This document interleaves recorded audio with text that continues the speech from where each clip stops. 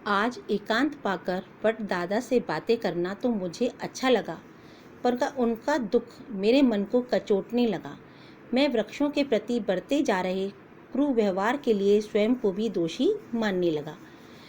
लेखक कह रहे थे, आज अकेले में बरगद के पेड़ से बातें करना तो मुझे अच्छा लग रहा था, पर उनका दुख कि उनको काटा जा रहा है मेरे मन को बहुत परेशान करने लगा। और उनके प्रति जो हम लोगों ने गलत व्यवहार किया, क्रूर व्यवहार मतलब गलत व्यवहार कर रहे हैं मनुष्य जाति, तो लेखक क्या बोलने लगा कि मैं अपने आप को भी दोषी मानने लगा कि अरे हम भी इसके दोषी हैं।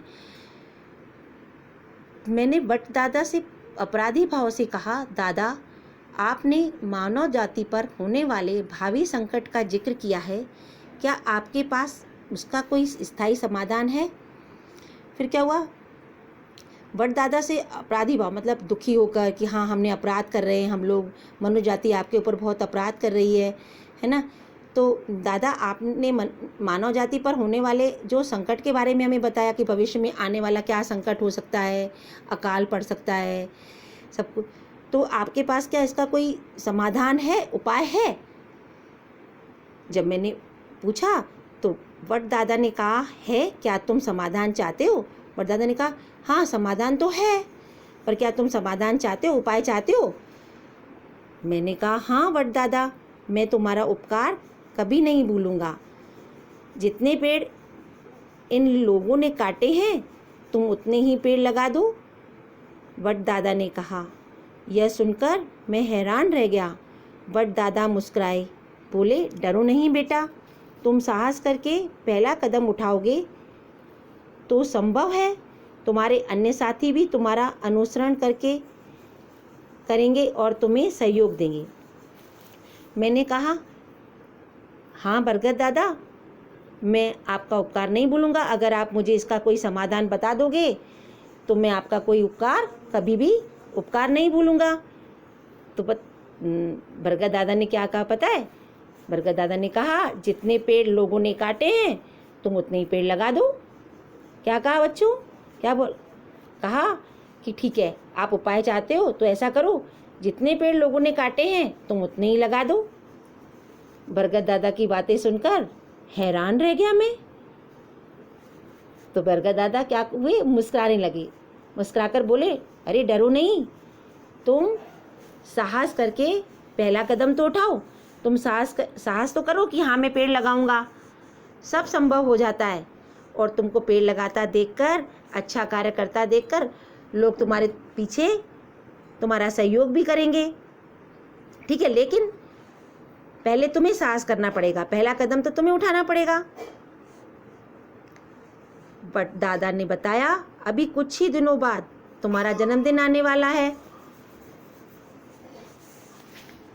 तुम उस दिन किसी सुरक्षित खुले मैदान या अन्य स्थान पर 1, 2, 3 या अपनी इच्छा के अनुसार जितने भी वृक्ष लगाना, रोज नियमित रूप से उनकी तब तक देखभाल करना जब तक वह स्वयं पर आश्रित न हो जाए। बस इतना सा काम करना है, वृद्ध दादा ने बोला। वृद्ध दादा ने क्या बताया? कहा कि तुम्हारा जन्मदिन आने वाला है ना, उस दिन तुम क्या करना, एक खुले मैदान में चले जाना, यहाँ का ऐसी खुली जगह पे चले जाना और वहाँ आराम से वृक्ष लगाना, 2, 3, 4 जितना आपका मन चाहे उतने वृक्ष लगाना और रोज़ उनकी सेवा करना, उनको पानी खाद वाद डालते रहना जब तक वह बड़े नहीं हो जाएं, अपने पे आश्रित नहीं हो जाएं कि हाँ अब अपने आप ही वो बड़े हो जाएं, सब कुछ कर पाएंगे। ठीक है ना बच्चों, हम भी कर सकते हैं। जन्मदिन पर कुछ अच्छा काम करना हो तो हम इस तरह का हम भी काम कर सकते हैं, वृक्ष लगा सकते हैं। मैंने दृढ़ संकल्प किया। क्या किया? दृढ़ संकल्प कर लिया कि हाँ पक्का इरादा किया, मैं ऐसा ही करूँगा। मैंने कृतज्ञ भाव से वट दादा को देखा। मैंने उनके सम्मुख अपना संकल्प दोहराया। संकल्प मतलब पक्का इरादा दोहराया। वट दादा, मैं न केवल आपकी और आपकी संतान की प्रसन्नता के लिए वृक्षारोपण करूँगा, बल्कि अपनी जाति की सुरक्षा के लिए भी। कृतज्ञ क्या किए गए, उन्होंने जो हमारे पर उपकार करते हैं, वृक्ष जो हमारे पर उपकार करते हैं, उस भाव से बरगद के पेड़ की तरफ देखा और अपना संकल्प दोहराया। अपना पक्का इरादा दोहराया कि वडदादा, मैं केवल आपकी और आपकी संतान की प्रशंसा के लिए, आपके लिए और आपकी संतान की प्रसन्नता के लिए वृक्ष लगाऊंगा, बल्कि पूरी मनुष्य जाति के ऊपर जो भावी संकट आ रहा है उसकी सुरक्षा के लिए भी मैं वृक्षारोपण करूंगा। वृक्षारोपण का मतलब होता है वृक्ष लगाना। वडदादा के चेहरे पर मुस्कान की एक लहर दौड़ाई। वे रुधे गले से बस इतना ही कह सके, कल्याणमस्तु। वडदादा के चेहरे पर मुस्कान आ गई और उन्होंने अपने रुधे गले से, मतलब भरे हुए गले से, अपन कभी कभी बहुत प्रसन्न होते हैं तो अपना गला भर जाता है ना खुशी के मारे, वही उसी गले से बोले, कल्याण मतलब आपका कल्याण हो। बच्चों, अब आपने पेड़ों के बारे में जाना, पेड़ों के महत्व के बारे में जाना, पेड़ों की उपयोगिता के बारे में जाना। पेड़ हमारे लिए कितने उपयोगी हैं।